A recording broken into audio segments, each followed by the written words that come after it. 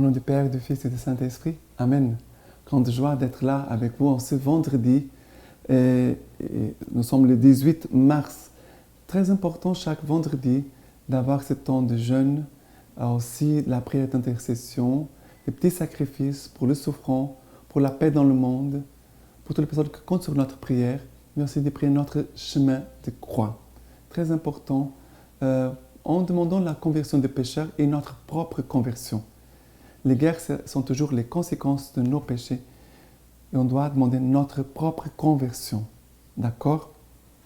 Mais aussi de prier pour ceux qui refusent Dieu, qui n'acceptent Dieu, qui persécutent même Dieu et son Église. Nous devons prier pour tous ces frères et sœurs. La première lecture d'aujourd'hui, c'est Genèse chapitre 37. Israël aimait Joseph plus que tous les autres enfants, car il était le fils de sa vieillesse. Et lui fit faire une tunique ornée. Ses frères virent que son père l'aimait plus que tous ses autres fils, et ils le prirent en haine, devenus incapables de lui parler amicalement. Ses frères allèrent paître les petits bétails de leur père à Sichem. Israël dit à Joseph, « Tes frères ne sont-ils pas au pâturage à Sichem? Viens, je vais t'envoyer vers eux. » Joseph partit en quête de ses frères et il le trouva à Dothan. Ils l'aperçurent de loin et avant qu'il n'arrive près d'eux, ils complotèrent de le faire mourir. Ils se dirent entre eux, « Voilà l'homme au songe qui arrive. Maintenant venez, tuons-le et jetons-le dans n'importe quelle citerne. Nous dirons qu'une bête féroce l'a dévoré. Nous allons voir ce qu'il adviendra de ces songes. » Mais Ruben entendit et il le sauva de leurs mains. Il dit, « N'attendons pas à sa vie. » Ruben leur dit, « Ne répandez pas le sang, jetez-le dans cette citerne du désert, mais ne portez pas la main sur lui. » C'était pour le sauver de leurs mains et le ramener à son père. Donc, lorsque Joseph arriva près de ses frères, ils le dépouillèrent de sa tunique, la tunique ornée qu'il portait. Ils se saisirent de lui et le jetèrent dans la citerne. C'était une citerne vide, où il n'avait pas d'eau. Puis ils s'assirent pour manger. Comme ils levaient les yeux, voici qu'ils aperçurent une caravane d'Ismaélites qui venait de Galaad. Leurs chameaux étaient chargés de gomme adragante, de baume et de ladanoum, qu'ils allaient livrer en Égypte. Alors Juda dit à ses frères, « Quel profit y aurait-il à tuer notre frère et couvrir son sang? Venez, vendons-le aux Ismaélites, mais ne portons pas la main sur lui. Il est notre frère, de la même chair que nous. » Et ses frères l'écoutèrent. Or, des gens passèrent, des marchands madianites, et ils retirèrent Joseph de la citerne. Ils vendirent Joseph aux Ismaélites pour 20 cycles d'argent, et ceux-ci le conduisirent en Égypte. Voilà, ici, ce passage, c'est une préfiguration déjà de la passion de Jésus. Jésus qui va être livré en main de ses frères et sœurs, en main des hommes. Et qu'est-ce qu'ils vont faire la première chose? Ils vont ici comploter pour tuer la vie de Joseph. Grâce à Ruben, ils ne vont pas le tuer, mais Jésus va mourir. Joseph ne va pas mourir, mais Jésus va mourir vraiment. Ils vont enlever la tunique. Jésus aussi, avant d'être crucifié, va enlever la tunique. La tunique, c'est comme si les hommes voulaient salir Jésus de tous ses péchés. C'est vrai que Jésus va porter sur lui ses péchés. Jésus enlève la tunique de sa pureté, de sa divinité et va embrasser nos péchés. Et Jésus va être défiguré à cause de nos péchés pour que nous puissions voir qu'est-ce que sont nos péchés. Qu'est-ce que c'est l'homme pécheur? L'homme pécheur, c'est l'homme défiguré de ses péchés. Comme dit le psaume, Isaïe va dire, il n'avait même pas figure d'homme. Il a perdu vraiment son aspect d'homme. Jésus va vivre ça. Joseph va être vendu en Égypte, va partir en Égypte comme esclave. Et il va dans la caravane avec les parfums, comme Jésus aussi va être embaumé au moment de la Jésus va être enseveli, mis au tombeau. Et les femmes vont apporter aussi des aromates, des parfums. Ici, c'est déjà une préfiguration de la passion et de la mort de Jésus. Maintenant, les psaumes d'aujourd'hui, c'est le psaume 105. Il appelle sur les pays la famine. Il brisa leurs bâtons, le pain. Il envoya devant eux un homme, Joseph, vendu comme esclave. On affligea ses pieds d'entrave. On lui passa les fers au cou. Le temps passa, son oracle s'accomplit. La parole du Seigneur les justifia. Le roi envoya l'élargir. Les maîtres des peuples lui ouvrirent. Il l'établit, Seigneur, sur sa maison, maître de toute sa richesse. Et je voulais encore rappeler une chose, Joseph va être vendu comme Jésus va être vendu, trahi par Judas. Jésus ne va pas être aimé par ses frères, va être trahi. Jésus aussi ne va pas être aimé.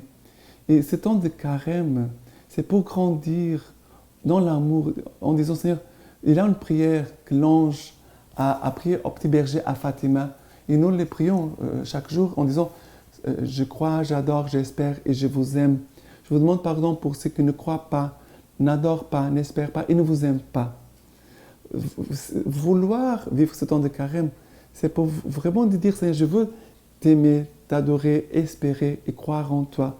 Et vraiment te demander pardon pour ceux qui ne croient pas, n'adorent pas, n'espèrent pas et ne t'aiment pas. Pour consoler le cœur de Jésus. Qui va aimer Dieu? Qui veut aimer Dieu? Qui veut consoler le cœur de Jésus? Parce qu'il a beaucoup d'âmes, dit Notre-Dame de Fatima, aussi au petit berger. Il a beaucoup d'âmes qui vont en enfer parce qu'il n'a personne qui se sacrifie, qui fait des sacrifices pour eux. Voyez la douleur du cœur de Dieu. Et en même temps, voyons aussi notre possibilité de aussi sauver des âmes de l'enfer. Le Seigneur nous donne, par notre prière, par notre offrande, par notre amour, aussi d'aider au salut des âmes. Maintenant aussi, l'évangile d'aujourd'hui, Matthieu chapitre 21, à partir du verset 33. Écoutez une autre parabole. Un homme était propriétaire. Il planta une vigne. Il l'entoura d'une clôture. Il creusa un pressoir et y bâtit une tour. Puis il la loua à des vignerons et partit en voyage. Quand approcha le moment des fruits, il envoya ses serviteurs aux vignerons pour en recevoir les fruits. Mais les vignerons se saisirent de ses serviteurs, battirent l'un, tuèrent l'autre et lapidèrent un troisième. De nouveau, il envoya d'autres serviteurs, plus nombreux que les premiers, et ils les traitèrent de même. Finalement, il leur envoya son fils, en se disant, « Ils respecteront mon fils. » Mais les vignerons, en voyant le fils, se dirent par devers eux. Celui-ci est l'héritier. Venez, tuons-le, et que nous ayons son héritage. Et les saisirent, et ils les jetèrent hors de la vigne et les tuèrent. Lors donc que viendra le maître de la vigne, que fera-t-il à ces vignerons-là? Ils lui disent, il fera misérablement périr ces misérables, et il louera la vigne à d'autres vignerons, qui lui en livreront les fruits en leur temps. Jésus leur dit, n'avez-vous jamais lu dans les Écritures, la pierre qu'avaient rejetée les bâtisseurs, c'est elle qui est devenue pierre de fer. C'est là l'œuvre du Seigneur, et elle est admirable à nos yeux. Aussi, je vous le dis, le royaume de Dieu vous sera retiré pour être confié à un peuple qui lui fera produire ses fruits. Les grands prêtres et les pharisiens, en entendant ces paroles, comprirent bien qu'il les visait, mais tout en cherchant à l'arrêter, ils eurent peur des foules, car elles les tenaient pour un prophète. Jésus parle ici de cette parabole de la vigne, de vigneron qui va construire un tour et va creuser. Il entoura d'une clôture, il creusa un pressoir, il bâtit une tour autour de cette vigne. Dieu attendait des bons fruits. Il va louer cette vigne. Mais qu'est-ce que les gens font? Ils prennent possession de la vigne. Ils ne veulent pas donner des fruits. C'était un droit de propriétaire, mais ils sont tellement malhonnêtes qu'ils veulent prendre tout pour eux. Ils ne veulent rien donner. On pourrait dire qu'ils sont avares. Mais Dieu envoie des serviteurs, Quelles sont ces personnes que Dieu envoie? On voit les patriarches, on voit les prophètes, on voit des gens que Dieu envoie sans cesse, tout le temps, jusqu'au moment qu'il va envoyer son Fils Jésus. On voit ici l'histoire du salut. Tous ces chemins que Dieu a fait de l'humanité jusqu'au moment de l'incarnation du Verbe, l'incarnation de Jésus, qui va venir habiter parmi nous, qui va vouloir non pas exiger de nous les fruits, mais Dieu nous appelle. Jésus nous appelle à lui pour que nous puissions porter de bons fruits en lui. Sans lui, nous ne pouvons rien faire. Jésus, en Jean chapitre 15, sans moi, vous ne pouvez rien faire. Sans moi, vous ne pouvez pas porter de bons fruits. C'est cela que Jésus va dire. Mais qu'est-ce qui se passe? Jésus va être rejeté, va être mis à mort. Mais la pierre qu'avait rejetée le bâtisseur, c'est elle qui est devenue la pierre de fer. C'est là l'œuvre du Seigneur, elle est admirable à nos yeux. Jésus, c'est cette pierre que pour les uns peut être une pierre d'achoppement, mais Dieu, pour d'autres, c'est une pierre qui va nous élever, qui va faire grandir. Ça dépend de ce qui habite dans nos cœurs. Ça dépend de ce que nous portons en nous. Mais que nous puissions vraiment porter de fruits et que nous puissions donner à Dieu ce qui lui appartient. Et ici, c'était juste de donner les fruits. Les hommes ont été injustes. Que le Seigneur vraiment nous accorde d'être justes.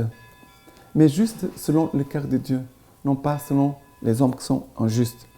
Et maintenant, la lecture patristique d'aujourd'hui. Aujourd'hui, nous célébrons Saint Cyril de Jérusalem.